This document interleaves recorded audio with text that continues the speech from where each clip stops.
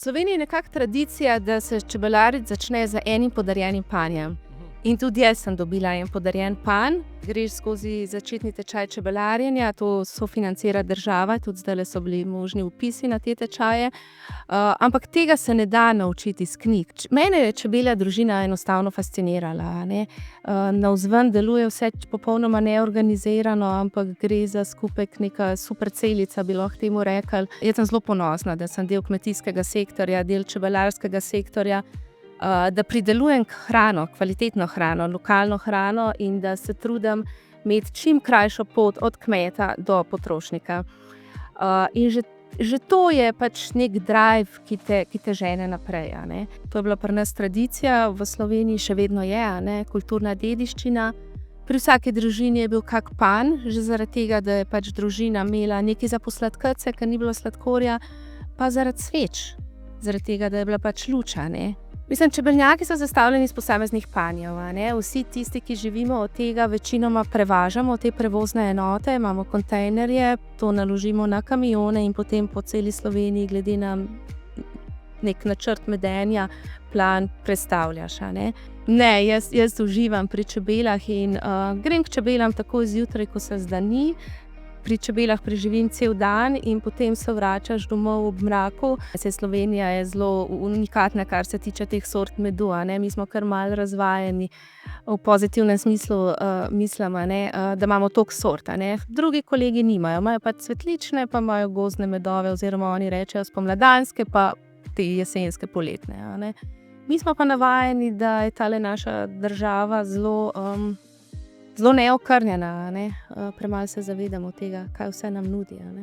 Najbolj pripomoremo k temu ohranjanju, da posadimo kakšne medovite rastline, da kupujemo lokalno, domačo hrano. V tujini kmetje ostalih kmetijskih sektorjev plačujejo čebelarjem, da svoje čebele pripeljejo v njihove nasade, a ne. Pri nas to ni potrebno, pri nas je cela Slovenija približno enakomerno prekrita s čebelami, a ne. Tako da to je tisto nekaj, kar ti da, ko prideš pa gledaš, kako čebele na primer nabirajo medicino, kako so zdrave, močne družine, to je tista zahvala najboljša, ki jo lahko pa čebelar dobi, ko dela cele dneve. Cvetni prah naj bi bilo popolno živilo, ja, naj bi vsebovalo vse hranljive snovi, ki jih organizem potrebuje in ga pol mešaš, ne vem, jogurt, smuti, skuto in podobno. To je pa čebelji strup. Tukaj imamo pa na trgu že kar nekaj kozmetike s čebeljim strupom, ki naj bi deloval kot botoks. Ja, za čebelarstvo pravijo, da je poezija kmetijstva, ja. V tem moraš uživati, moraš živeti za naravo, z živalmi. Je vse prej kot enostavno, ampak ne bi menjala za noben drug poklic. Tako da ja, jaz vedno rečem, da je lepo biti kmet in sem ponosna na to, da sem del kmetijstva. Ja, jaz vedno pravim, če pač ni za biti, je treba iti, a ne.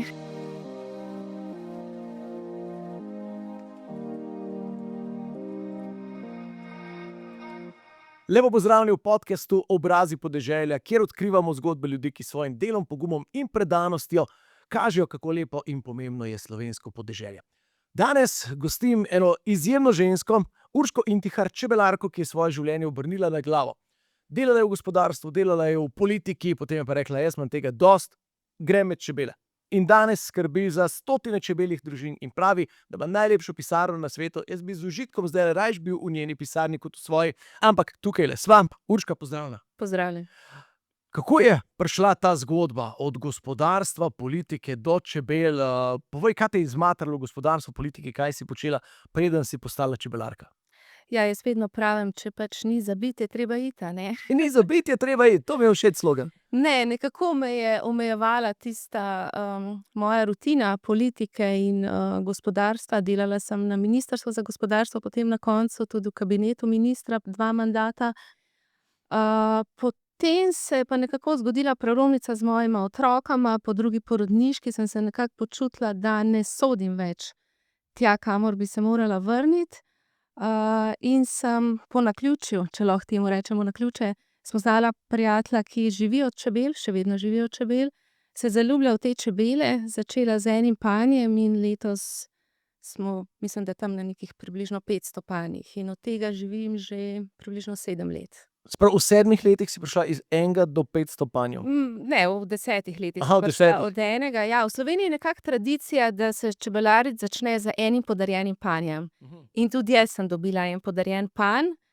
Potem sem 2 leti, delala z 2 profesionalnima čebelarjema. Jaz vedno pravim, da se je treba učiti od najboljših. Da moraš imeti okrog sebe ljudi, ki so uspešnejši od tebe, ki vejo, kaj delajo. Ni bilo enostavno, ampak pač zdaj smo tukaj, kjer smo, a ne, in v tem blazno uživam in ne bi zamenjala res za nobeno pisarno. Kako pa izgleda, da rečeš, jaz bi pa bila čebelarka? Kako izgleda zdaj to usposabljanje? Najprej teorija, potem je praksa. Kako izgleda to usposabljanje? Ja, nekaj teorije seveda moraš znati. Greš skozi začetni tečaj čebelarjenja, to sofinancira država, tudi zdajle so bili možni vpisi na te tečaje. Ampak tega se ne da naučiti iz knjig, a ne. To moraš pač videti v praksi. Čebelarske sezone so zelo kratke in v teh nekaj mesecih moraš pač ti usvojiti vse znanje. In če imaš poleg sebe mentorje, ljudi, ki to obvladajo, ki so najboljši v regiji, ne zgolj v Sloveniji, potem je to nekoliko lažje. Verjetno nisi alergična na čebele, to verjetno odsvetujejo. Ja, nisem alergična, čeprav se zna zgoditi, da si alergičen čez noč, a. Se spremeni lahko to, a ne? Ja, vsekakor, ja. Pač moraš biti kolikor toliko zaščiten, da nisi da nisi dnevno na udaru za ne vem koliko pikov. Ampak načeloma ja, trenutno nisem, ja, za kar sem zelo hvaležna. Kolikokrat te pa pičijo čebele na dan, recimo, tako kot delaš? Ja, To vsakodnevna? se zgodi, da niti enkrat, a ne. Čebele so zelo senzibilne, zelo občutljive, tudi na primer vremenske spremembe jih, zelo, tangirajo, ne vem, pred dežjem, v vetru so bolj razdražene, takrat moraš še bolj občutljivo, še bolj, pazljivo delati z njimi, a ne. Umirjeno. Vsekakor ne moreš priti s telefonom ob čebeljem panju, ne moreš biti, naparfumiran, ne moreš imeti nekega mejkapa, ki diši. To vse znervira Tako vse zmoti. Ja, alkohola tudi ne smeš piti, ko si pri čebelah. Skratka, pol moraš biti tisti pristen jaz in uživati v tistem trenutku, ko si z njimi, a ne. Se pravi, čebele imajo rade iskrene ljudi, tako kot si moraš biti pri njih. Tako je, tako je. Cenijo iskrenost. Ja, tako je. Se po neki način so podobne kot mi, tudi pred vremenom, smo malo tečni včasih, a ne. Ja, vse te spremembe pač vplivajo na njihov in na razvoj in na to, kako bojo nabrale določeno pašo. In ja, seveda to vpliva to tudi na njih, a ne. Tako na čebelarja kot na čebele. No, seveda vreme vpliva potem tudi na vse ostalo, kar čebele pridelujejo, ne. Ste zelo odvisni od vremena, čebelarji. Ja, jaz vedno rečem, da je čebelarski sektor tisti sektor, ki je res 100% odvisen od vremena, a ne. Celotno kmetijstvo je odvisno od vremena, ampak pri nas država ne more pomagati, na primer, tako kot v ostalih sektorjih, z, ne vem, z namakalnimi, suševalnimi sistemi, s protitočno mrežo, tuneli. Tukaj država nekaj pripomore k temu, da so drugi kmetijski sektorji nekoliko bolj zaščiteni, a ne, kar se tega tiče. Mi smo prepuščeni 100%. Jaz lahko na primer zazimem zelo dobre, močne čebelje družine, pridem spomladi s takimi družinami na prvo pašo in potem pride do pozebe ali pa nekega neurja, pride do toče, ki ti sklesti celo pašo. Ali pa potem, ponavadi zdaj se dogaja, da pozno v poletju imamo kakšne suše, poplave, kar spet uniči gozdno pašo, no. Zdaj, vsi čebele poznamo že od majhnih nog, Ja. se mi zdi, da odraščamo v Sloveniji s čebelami, z medom nekako, tudi jaz imam v družini, daljno sorodstvo, sicer so čebelarji, tako da od malih nog imamo njihov med in se mi zdi, brez tega res ne gre, ampak vseeno nisem pa nikoli pomislil, da bi rekel, to bom pa jaz počel. Kje je bil ta preklop? Kaj te je najbolj pritegnilo pri tem čebelarstvu? Ne vem, mir, narava, brenčanje čebel, Ja, za več dejavnikov je šlo, a ne. Jaz sem odraščala v vasi pod Krimom, v Iški vasi, kjer sem še vedno. Nekako sem si vedno želela, kljub temu, da sem bila zelo vpeta v politiko od 15. leta, se vrniti. Sicer sem vedno imela v mislih, da bo to nekoliko kasneje, a ne. Ampak mene je čebelja družina enostavno fascinirala, a ne. Navzven deluje vse popolnoma neorganizirano, ampak gre za skupek neka super celica, bi lahko temu rekli. Pa ne zgolj zato, da jaz sem zelo ponosna, da sem del kmetijskega sektorja, del čebelarskega sektorja, da pridelujem hrano, kvalitetno hrano, lokalno hrano in da se trudim imeti čim krajšo pot od kmeta do potrošnika. In že to je pač neki drive, ki te žene naprej, a ne. Nisem si na začetku mislila, da mi bo uspelo pač prav od tega živeti. Sploh tisto, ke si misliš, je to možno. Zelo malo imamo profesionalnih čebelarjev v Sloveniji. Tam okrog 50-60 nas je, vse ostalo je bolj hobi varianta. To je bila pri nas tradicija, v Sloveniji še vedno je, a ne, kulturna dediščina. Pri vsaki družini je bil kak panj, že zaradi tega, da je pač družina imela nekaj za posladkati, ker ni bilo sladkorja, pa zaradi sveč. Zaradi tega, da je bila pač luč, a ne. In to je potem ostalo, ampak je ostalo zgolj kot del kmetijstva, a ne, del kot neke kmetije. Povprečno število panjev v Sloveniji na čebelarje je 16. Ja. Zaradi tebe, ker jih imaš 500, dviguješ povprečje. Ja, jaz pa moji kolegi dvigujemo povprečje in, ne samo to, povprečna starost čebelarjev v Sloveniji je 65 let, a ne. Tukaj pa nižaš povprečje. Ja, ampak pri profesionalnih čebelarjih je precej nižja, no, ja. Je kar naporno, pač te 4 mesece biti intenzivno pri čebelah cele dneve, a ne. Tukaj pač imajo starejši te čebelnjake bolj zato, da gledajo te čebelce, da vidijo, saj nekih viškov hudih na trg ne dajejo, a ne. Koliko pa je čebel v enem čebelnjaku, recimo, ali obstaja kakšna računica od do? Mislim, čebelnjaki so sestavljeni iz posameznih panjev, a ne. Vsi tisti, ki živimo od tega, večinoma prevažamo te prevozne enote, imamo kontejnerje, to naložimo na kamione in potem po celi Sloveniji glede na neki načrt medenja plan prestavljaš, a ne. Večina je pa fiksnih čebelnjakov, to so ti tradicionalni slovenski čebelnjaki z AŽ panji. Tam imamo pa od, ne vem, od 9 tudi do več 10, tudi do 100 panjev v enem čebelnjaku, a ne. Se pravi, v enem panju, ti imaš 500 panjev, si rekla. Ja, tako, ja, Se pravi, v enem panju ja, v sezoni je tudi tam 50-60 tisoč čebel noter. 50-60 tisoč krat 500, imaš kar nekaj zaposlenih. Ja, kar ni. Imaš kar velika firma. Ja, ogromno, ogromna. Mislim, da tudi v svetu ljudje majčkeno bolj cenijo čebelarstvo v zadnjih letih. Se mi zdi, David Beckham, mislim, da je postal čebelar. Ja, tega populizma je polno, a ne. Mi v Sloveniji smo lahko blazno hvaležni, da ni bilo pomora čebel že nekih 15 let zaradi fitofarmacevtskih sredstev, zaradi intenzivnega kmetijstva. Medtem ko moji kolegi v tujini imajo blazne težave s tem, a ne. Čebele izumirajo, čebele so podvržene intenzivnemu kmetijstvu. In zaradi tega se pol toliko bolj osvešča v svetu, da ne gre zgolj za pridobivanje čebeljih pridelkov, za pridelavo čebeljih pridelkov, ampak za opraševanje, a ne. Da v kolikor bojo čebele izumrle, bomo pač slej ko prej izumrli tudi mi.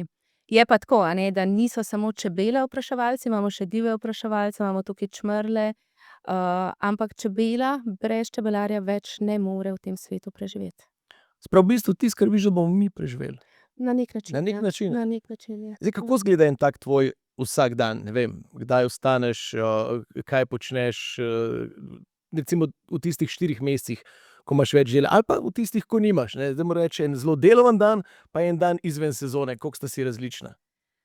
Ja, zelo. Če bi bilo po moje, bi ta čebelarska sezona trajala 3/4 leta. Ja. Ne, jaz uživam pri čebelah in, grem k čebelam takoj zjutraj, ko se zdani. Pri čebelah preživim cel dan in potem se vračaš domov ob mraku oziroma ponoči se čebele tudi prevaža. Ko greš iz ene na drugo pašo, se to dela ponoči, ko so čebele v panju, a ne. Drugače jih ni mogoče prestaviti. Tukaj pri nas pod Krimom ostanem na primer na cvetlični paši, potem če obeta neka gozdna paša, ostanem z nekimi prevoznimi enotami tukaj, ostale prestavim na drugi konec, zaradi tega, da nekoliko razpršim tveganje, a ne. Ker v nekaterih delih, ne vem, pride lahko do pozebe, delne pozebe, v drugih ne, in tako pač nekako spelješ sezono, a ne. Tako da ja, te 4 mesece si pač cele dneve pri čebelah, skrbiš za to, da je optimalno, da se optimalno družina razvija. Narediš enkrat na 7 do 9 dni poseg v vsak panj. Zdaj, potem ko se na nekem območju paša zaključi, je potrebno stočiti te viške medu, ki ga čebele naberejo. In potem prestaviš na novo pašo. Jaz mislim, da večina ljudi sploh se ne zaveda, da se čebele malo prestavljajo. Večina ljudi misli, tam je panj, one so tam in letajo potem same malo naokrog. One v bistvu so tam in letajo samo v določenem radiusu okrog panja. Ja, letajo v radiju 5 kilometrov oziroma rečemo, da je optimalno tam do 3 kilometre, a ne. ko imamo čebelo na določenem območju, moramo vedeti, da tam lahko naberejo samo določeno sorto medu, a ne.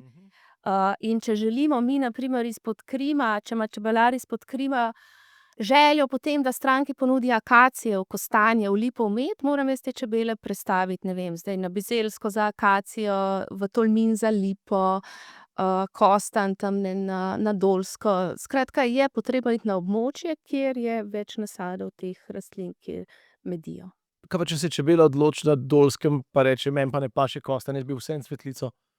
Ja, v tistem času, ko jaz peljem na kostanj, medi kostanj. Aha, okej, razumem, nimaš Ona nima nima izbire. alternative. Nima izbire, to je to Je boš sicer nabrala. res, da imamo območja, kjer na primer medita tako lipa in kostanj, kjer so nasadi lipe in kostanja. In potem imamo pač mešan med, a ne. Saj Slovenija je zelo unikatna, kar se tiče teh sort medu, a ne. Mi smo kar malo razvajeni v pozitivnem smislu, mislim, a ne, da imamo toliko sort, a ne. Drugi kolegi nimajo, imajo pač cvetlične, pa imajo gozdne medove oziroma oni rečejo spomladanske pa te jesenske, poletne, a ne. Mi smo pa navajeni, da je tale naša država zelo, zelo neokrnjena, a ne. Premalo se zavedamo tega, kaj vse nam nudi, a ne. Mislim, jaz cenim dober med, sicer imam tudi, okus, recimo kostanjev mi je malo pregrenk, Ja. gozdni v redu, cvetlični je super, hojev fajn, akacijev, Akacijev, ja. je tudi dobro. Tako da imamo kar, ja, izbiro. Po moje v tujini samo rečejo med, Ja, ja, ja. pa ne vejo, da to obstajajo različni. Ja, v Sloveniji smo pač res unikatni tudi glede tega, a ne. Tako kot jaz rečem, da ne vem, smo lahko zelo hvaležni za pitno vodo, za rodovitno zemljo, za te naše prostrane gozdove, a ne. Jaz sem vedno najbolj vesela, ko medi gozd hoja, smreka, ko greš v gozd in ni niti signala, a ne. Ponoči včasih prespim tudi zaradi tega, da se mi ni treba voziti, a ne, kilometre in kilometre, ker za en pregled kontejnerja potrebujem 2 dni, a ne. In imamo območja, kjer celo vidiš Rimsko cesto, ki jo v nekaterih državah zaradi svetlobnega onesnaževanja pač ne vidijo, a ne. Malo bolj bi se mogli tega zavedati pa izkoristiti predvsem ta potencial, a ne. Pa tudi kvaliteta medu v Sloveniji, jaz mislim, ker je slovenskega medu je, ne, na svetovnem nivoju verjetno pri vrhu. Ja, vsekakor, ja.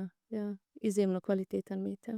Ker v tujini, tudi v Sloveniji, če kupujemo kaj iz tujine, se vidi, ko imaš kakšen med, ki ni slovenski, to je v bistvu zelo tekoča stvar, slovenski je pa zelo gost. Kje je Ja, tukaj malo razlika? Eni gre. malo razredčijo to vse skupaj. Ne gre za to. Mislim, imajo kolegi iz tujine, ne vem, tudi, kolegi iz Srbije, Brazilije, zelo tekoče medove, pa so še vedno kvalitetni. Tukaj gre bolj za tehnologijo, a ne. V naših AŽ panjih čebele uspejo nekoliko bolj zventilirati med in ima nižji odstotek vode, a ne. Mi dosežemo tole po 13% vode, medtem ko v teh nakladnih panjih, ki so značilni za tujino, je 18, 19 čisto običajno, a ne.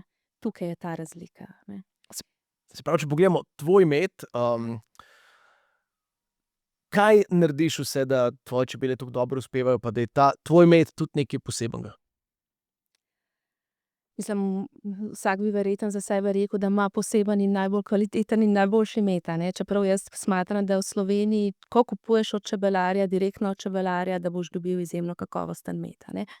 Problem je ta, da ko prihaja med iz tujine v Slovenijo, zato smo toliko nasprotovali zdaj temu sporazumu med Evropsko unijo in Južno Ameriko, da nimamo referenčnega laboratorija, kjer bi, mislim, Slovenija oziroma znotraj EU smo mi kmetje podvrženi polno nekih kontrol, laboratorijskih analiz, je malo morje, medtem ko med, ki pride iz tujine k nam, a ne, ne gre skozi vse te analize. Mi ne vemo, s čim so tiste čebele krmljene, s čim so zdravljene, a ne.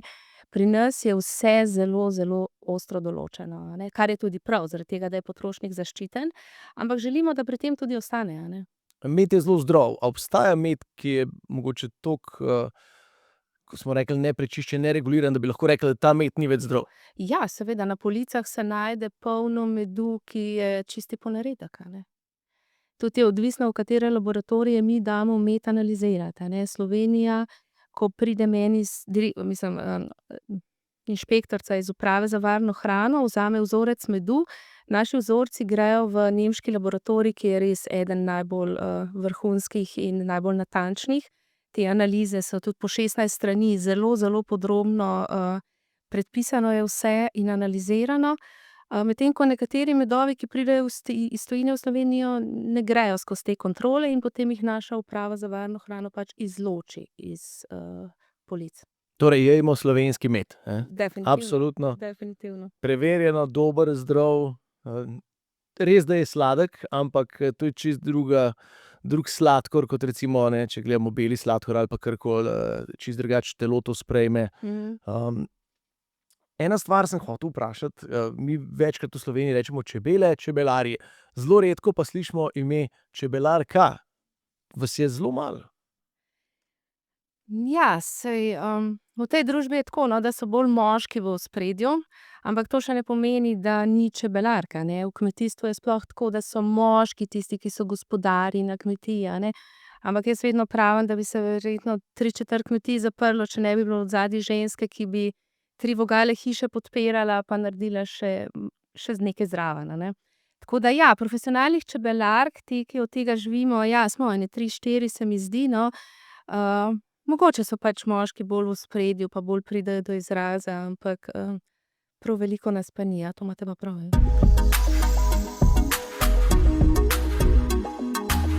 A so bile kakšna tekmovanja za najboljši med? A so kakšne medalje, kakšni pokali za kvaliteto?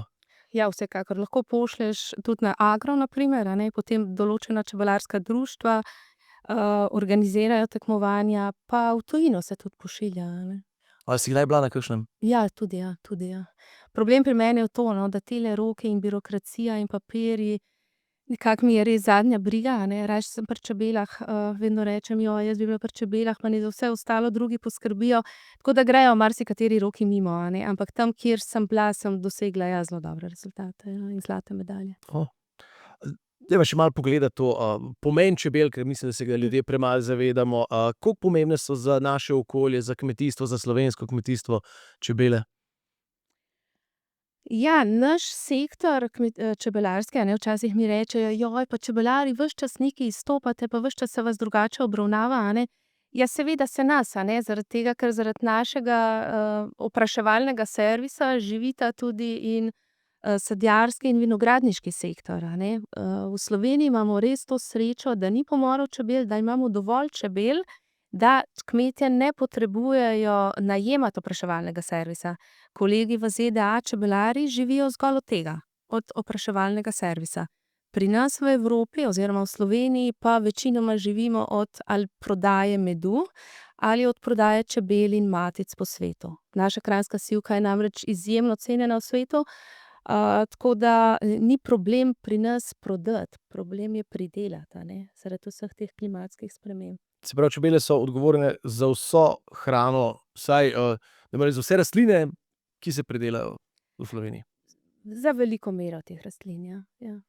Kaj bi mogoče želela, da ljudje bolj razumejo o čebelah in o vlogi čebelarjev tukajle zraven?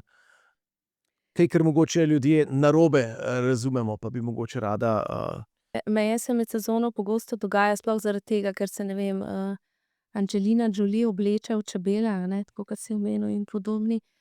Da bi ljudje imeli kar na svojih balkonih, terasah, vrtovih po en panj čebel, a ne, da bi oni rešili svet in poskrbeli za to. Ne tega delati, a ne. Jaz to vedno odsvetujem. Najbolj pripomoremo k temu ohranjanju, da posadimo kakšne medovite rastline, da kupujemo lokalno, domačo hrano. Čebele niso nekaj, kar ti lahko zapreš, a ne. S čebelami ne more vsak delati, a ne. To ni neki kužek, to ni neki, ne vem, papagaj, jaz rečem, a ne. Čebele pač letijo in vse, kar imaš ti v svojem panju, a ne, vse bolezni in podobno, se lahko pač prenaša v radiu 3 tudi do 5 kilometrov. Tukaj pa je potrebno nekaj malo več pozornosti, a ne. Ali pa kakšna posebna rastlina, ki bi še posebej priporočila, da se jo čim več posadi, da bi bilo čebelam fajn, pa lažje?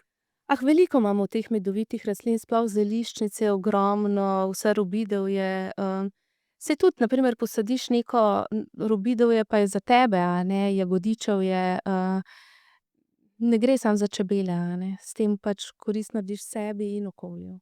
Slovenija se mi zdi, da ima kar močno tradicijo, no, v čebelarstvu imamo tudi pesem Čebelice, čebelice, nimamo zastonj. A to si kdaj poješ, ko greš? Redko. Ampak ja, kot sem rekel, imamo dolgo tradicijo, se mi zdi, država vseeno dobro podpira čebelarje. Kako ti vidiš pomen ministrstva, pa pomoč v Sloveniji pri razvoju in promociji čebelarstva? Jaz mislim, da je bilo tukaj narejenih ogromno korakov v zadnjih letih. Jaz sem predsednica Združenja profesionalnih čebelarjev, zdaj mislim, da že enih 6 let, nekaj takega, no.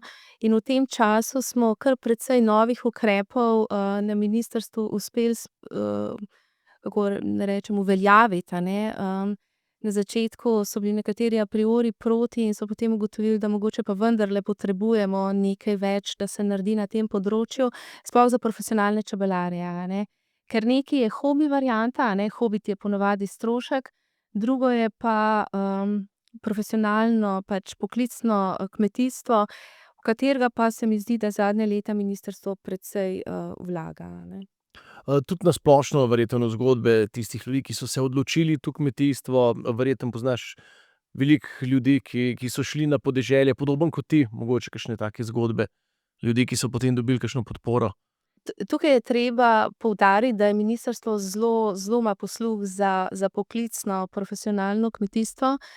Je pa res, da je pač čez noč zelo težko ta trend obrniti, a ne. Bruselj ima pač neko svojo zgodbo, neko svojo vizijo okrog kmetijstva, ampak Slovenija je toliko mala, toliko specifična, da v nekatere zgodbe pač ne sodi oziroma malo izstopa, a ne.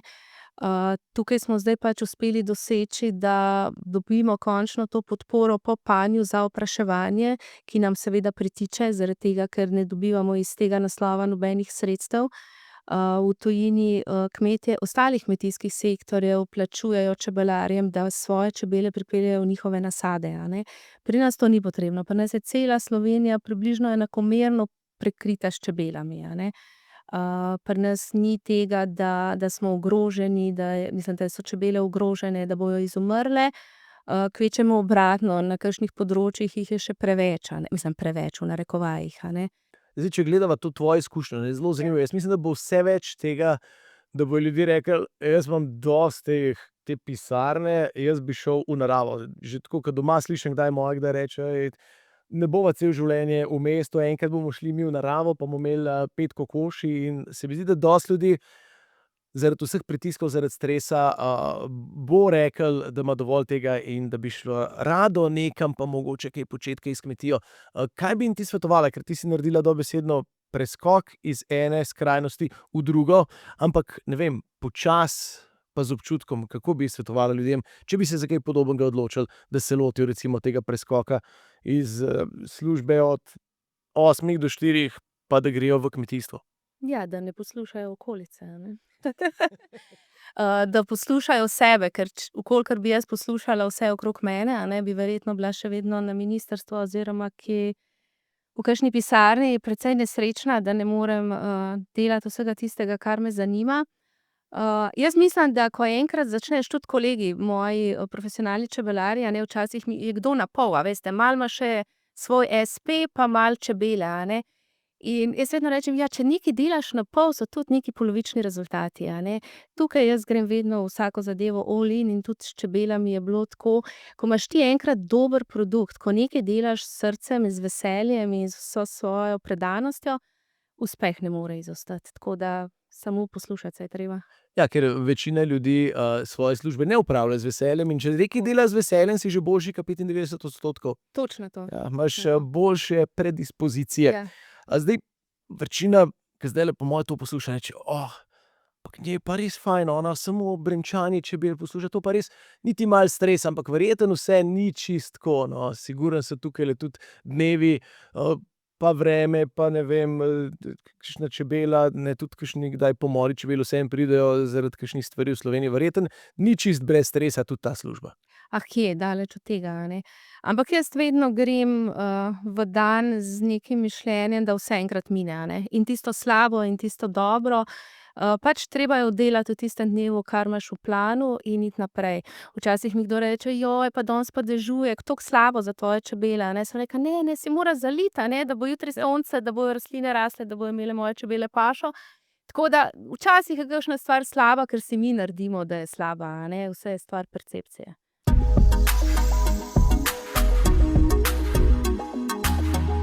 Kako pa vidiš prihodnost čebelarstva v Sloveniji? Ja, zaradi vseh teh klimatskih sprememb, zaradi vdora hrane iz tretjih držav, saj tukaj ne gre zgolj za čebelarstvo in za uvoz medu, a ne. Um, n- Niso po mojem pred nami neki rožnati časi, a ne. Jaz vedno pravim, da moramo izkoristiti vse to, kar nam Slovenija kot dežela ponuja. Dejstvo je, da nismo samooskrbni, a ne. Da je potrebno uvažati in hrano, da na vreme ne moremo vplivati, da klimatske spremembe so dejstvo in so tukaj, da se čebele in ostale živali, narava ne more tako hitro prilagajati na vse to. Mi moramo pač in ministrstvo in komisija morajo pač neke regulative sprejemati, da zaščiti evropskega kmeta in pač evropskega potrošnika. In čebele. Vsekakor. Kaj najbolj navdihne pri čebelah, recimo, a so pomirjujoči, a jih gledaš pa rečeš, koliko so to eni delovne živalce, kaj je tisto, kar ti čebela da? Ja, vse to, ja. Jaz grem k čebelam tudi takrat, ko ni potrebno iti k čebelam, a ne, samo zato, da pač gledam te čebele in vonjam te aerosole, ki znanstveno dokazano pač zelo dobro vplivajo na organizem. Tako da to je tisto nekaj, ke ti da, ko prideš pa gledaš, kako čebele na primer nabirajo medičino, kako so zdrave, močne družine, to je tista zahvala najboljša, ke jo lahko pač čebelar dobi, ko dela cele dneve. Aerosoli si rekla, to je, kaj to so? Ja, to je ta vonj, ki ga čebele oddajajo, na primer včasih so nekateri čebelarji spali v čebelnjakih, a ne. To zelo pomirjujoče deluje, temu se zdaj reče apiterapija po novem. Terapija? Ja, tako, ja. S tem se jaz sicer ne ukvarjam, no. Kolegi izvajajo to, ampak baje naj bi blagodejno vplivalo na človekovo zdravje, ja. Pa kaj še, čebele ni samo med, so tukaj še matični mleček, kaj je še Tako, vse zdravega, matični zakaj je vse dobro? mleček, ja, cvetni prah, propolis, vosek. Na primer precej se zdaj ukvarjajo ženske z izdelavo domače kozmetike, pa pač prodaš ta vosek, izogibajo se pač vsem tem kemikalijam, nekim dodatkom v kozmetiki, tako kot same naredijo doma, vejo, kaj imajo, a ne. Cvetni prah naj bi bilo popolno živilo, ja, naj bi vsebovalo vse hranljive snovi, ki jih organizem potrebuje, in ga pol mešaš, ne vem, jogurt, smuti, skuto in podobno. Z medom pa sladimo razne pijače, jaz sicer med uživam samo v kavi. Je to del tradicionalnega slovenskega zajtrka, na kar sem zelo ponosna. Tukaj je bila Čebelarska zveza tista, ki je dala pobudo za to, in zdaj iz tega tradicionalnega zajtrka smo že prišli na teden slovenske hrane. Jaz bi si sicer želela, da vsi slovenski zavodi naročajo, kuhajo slovensko hrano, a ne.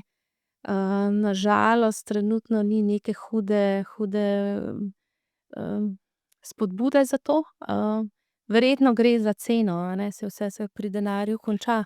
Ampak neki začetek je, no, da se pač osvešča, da je pomembno, da kupuješ pri lokalnem kmetu. Mislim, jaz ga dam vedno v kakšen grški jogurt, ga dam tudi v kavo, mi je super. Ja. Slišal sem tudi nekaj da naj bi bile določene stvari kot botoks, se pravi. To je pa čebelji strup, ja. To je pa čebelji strup, to me tudi zanima. To je pa čebelji strup. Tukaj imamo pa na trgu že kar nekaj kozmetike s čebeljim strupom, ki naj bi deloval kot botoks, ja, ki se ga ženske zdaj kar poslužujejo, ja. Zdaj, če bi morala čebelarstvo opisati z eno besedo, se to sploh da? Ja, za čebelarstvo pravijo, da je poezija kmetijstva, ja, tako da naj ostane pri tem. Poezija kmetijstva. Ja. In vse moje goste, skoraj vse vprašam tudi, zakaj je lepo biti kmet? Tam nobenega kmeta, ki ne bi rekel, da je lepo biti kmet, a ne. To je res poklic, ki je izbran. V to verjetno je redko kdo pahnjen, da bi od tega živel. V tem moraš uživati, moraš živeti za naravo, z naravo, z živalmi. Je vse prej kot enostavno, ampak ne bi menjala za noben drug poklic. Tako da ja, jaz vedno rečem, da je lepo biti kmet, in sem ponosna na to, da sem del kmetijstva. Zdaj, če gledamo količino medu, koliko medu se pridela? Verjetno ni vsako leto isto, tudi če imaš isto število panjev. Ja, odkar imam jaz čebele, imamo blazno slabe letine, a ne. Še 15 let nazaj je bilo popolnoma običajno, da čebel nismo med sezono popolnoma nič krmili, a ne. Sedaj čebela, tako kot sem rekla, brez čebelarja ne more preživeti. In je v zadnjih 7 letih bilo, mislim, da celo 3-4 letine, ko smo imeli delno pozebo. To pomeni, da cvetlična akacijeva paša delno ali v celoti pozebe, kar predstavlja 70% celotne proizvodnje pridelave. In to pomeni, da kakšno leto, ne vem, porabim 10-15 ton sladkorja samo, da čebele ohranim pri življenju. Zdaj, lanska sezona, vsi jo tako zelo radi omenjajo, a ne, kako je lani, ne vem, kako vse medilo, a ne. V bistvu je šlo za eno čisto povprečno sezono še 10 let nazaj, a ne. Samo med 10 slabimi je bila pa res dobra, a ne, bom tako rekla. Medila je tako akacija, mislim, imeli smo te cvetlične medove in po 10 letih je medil tudi gost hoja ali jelka, a ne, ki je najbolj kvaliteten slovenski med. Zelo cenjen, najbolj priznan in tudi pač najdražji, a ne. Zdaj, si rekla, hranila si čebele, se pravi, to sem tudi slišal, da čebelca pride, pa je zmatrana, da može dati vodo pa sladkor noter. A to je za njo hrana, to je v bistvu tako prva pomoč. Ja, zdaj, mi na vsakem stojišču, na vsaki tej prevozni enoti, ki jo prestavljamo, imamo pod enim ali dvema panjema tehtnico. In ta tehtnica nam pove, ali gre dotok hrane v plus, če skratka čebele najdejo medičino, če medi v okolici, ali če gre v minus, a ne, če čebele porabljajo to hrano. In v parih dneh, če se ne obrne trend v plus, je potrebno dodajati hrano, ja, sladkorno raztopino, ki jo potem pelješ na posamezno stojišče. Govorila sva že, kako izgleda tvoj delovni dan. Kako pa izgleda delovni dan od ene čebelce? Ja, čebele delajo od jutra do mraka, a ne. Čebela se v bistvu iztroši in zaradi tega umre v sezoni. V sezoni čebele živijo tam ene 3 tedne v povprečju. In, potem imamo pa te zimske čebele, ki preživijo lahko celo zimo, a ne. Ampak one so v panju, kjer jim mi zagotovimo za celo zimo hrane. Medtem ko te, letne, a ne, delovne, te so pač, iztrošeni in od tega pol umrejo. Zimske pa v panju počivajo in jejo. Ja, tako, ja, v gruči so, vzdržujejo neko določeno temperaturo okrog matice in porabljajo hrano, ki jo pač mi zagotovimo pozno jeseni, preden čebele zazimimo, ja. Dobro, če bi se mogel roditi kot čebela, bi bil raje zimska. Se sliši ful bolj. Precej bolj enostavno. Precej bolj enostavno, manj dela, lepo počivaš, hranijo te, to je super. Kako pa kaj prihodnost, zdaj mladih čebelarjev, mlade to zanima, otroci pridejo pa rečejo, mi bi to delali, glede na povprečno starost bi bilo fino, da tudi mladi majčkeno začnejo v to smer razmišljati, da malo spustimo. Ja, med profesionalnimi čebelarji imamo kar nekaj precej mladih, zdaj mladi govorimo tam 30-40, a ne. Je seveda, pridejo tudi vrtci, šole na obisk, jih to zanima, a ne, ampak tukaj je treba poudariti, da so ti piki toliko zelo nevarni, da enostavno včasih res ni dobro spuščati mlajših generacij k čebelam, a ne. Ponavadi se pol otroci ustrašijo, začnejo kriliti in nastane težava in čebelo še bolj znerviraš in res piči, a ne. Tako da delajo se promocije, ja, delajo se promocije za celotno kmetijstvo, a ne, ampak tukaj ne gre, a veste, da podeduješ neko fermo, a ne, kjer, iz gospodarstva, a ne, tukaj imamo mi vse vidike tveganja kot gospodarstvo plus še enega, to je vreme, na katerega ne moreš vplivati. In zato jaz mislim, da moraš biti rojen oziroma moraš živeti, a ne. Težko to nekoga prepričaš, oziroma vidim pri kolegih, ki so na primer podedovali, a ne, kmetijo. Ja, jaz mislim, da prav dolgo to ponavadi v praksi ne funkcionira, če ti pač to res ni pisano na kožo, a ne. Vem, pri naših, pri mojem mamu v vrtcu so že imeli, pa so jim pokazali čebelo. Pa vedno kakšno zanimivo informacijo prinesel, jim je zanimiv ta malim, no. Tudi recimo imamo, tukajle malo ven iz Ljubljane, mislim, da je hiša kranjske čebele. Bil sem tam in je tudi zelo zanimivo narejen, kako to čebele hodijo tam po tistih svojih, po panju, dejansko se vidi in je tudi en tak zanimiv, za pogled. Si bila tam? Ja, jaz sem bila v Višnji Gori. Višnja Gora, tako. Ja, poskušamo približati ljudem ta čarobni svet čebel, a ne, tudi na primer v okviru tradicionalnega zajtrka mene vabijo na šole, vrtce, takrat smo čebelarji blazno vpeti v to. Tudi čebelarske krožke imamo po šolah, a ne. Da se pač ljudem približa, svet čebel, pa v bistvu veliko se govori predvsem o pomenu opraševanja čebel, a ne. Da ne gre zgolj za med, ki ga vsi poznamo, a ne, ampak za ta širši pomen, o katerem sva že govorila. Ko pa nisi s čebelami, a obstaja sploh še kaj, kar počneš, a je še kaj časa za karkoli drugega početi? Ja, ukvarjam se z raznimi športi, bolj tako za rekreacijo, z otrokoma, ki sta sicer že najstnika, gimnazijca, pa sta bolj vesela, da sta lahko sama, kakor starši, a ne. Ampak ja, ne, v naravi najraje preživljam svoj prosti čas, ja. Od panja do panja. Od panja do panja, pa pol grem vmes še kaj se ukvarjati s politiko na ministrstvo in to je to, ja. To je ta služba. To je to. Ja, Urška, mislim, da je ta tvoja zgodba res zanimiva in da je to ena zgodba, ki ljudi opomni, da nikoli ni prepozen, tudi če misliš, da si že nekje zabetoniran v eni službi, da rečeš ne, moje poslanstvo je druge in da ga zasleduješ tako, kot si ga zasledovala ti. Tako da, evo, naj bo tale zgodba mogoče tudi za vas upanje ali pa mogoče kakšna motivacija, da lovite svoje sanje. Mi pa v Obrazih podeželja spoznavamo nove ljudi z novimi sanjami spet prihodnjič. Hvala, ker ste bili z nami.